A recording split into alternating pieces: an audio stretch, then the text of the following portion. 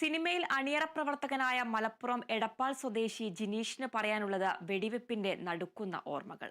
India Pak അതിർത്തി പ്രദേശമായ രാജസ്ഥാനിൽ സംഘർഷ സ്ഥലത്തായിരുന്നു ജിനീഷും സംഘവും കുടുങ്ങിയത്. നാട്ടിൽ തിരിച്ചെത്തിയ അനുഭവങ്ങൾ പങ്കുവയ്ക്കുകയാണ് ജിനീഷ്.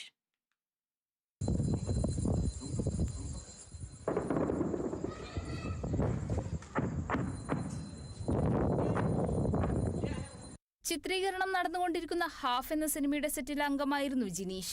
അതിർത്തി പ്രദേശമായ ജയ്സൽമീർ മേഖലയിലായിരുന്നു ജിനീഷ് അടങ്ങുന്ന സംഘം സെറ്റിട്ടിരുന്നത്. വർക്ക് നടന്നു വരുന്നതിനിടെയാണ് സംഘർഷാവസ്ഥയുണ്ടായത്. ഇതോടെ പ്രവർത്തനങ്ങൾ നിർത്തിവെക്കാൻ സർക്കാർ ആവശ്യപ്പെട്ടു.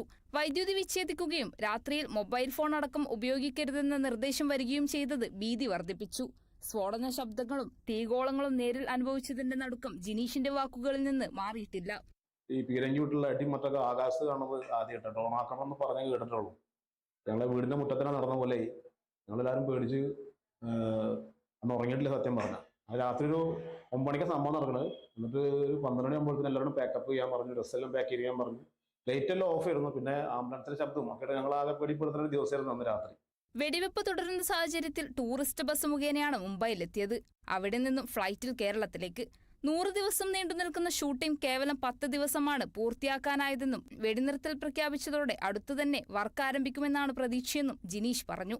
Kerala vision news, Malappuram.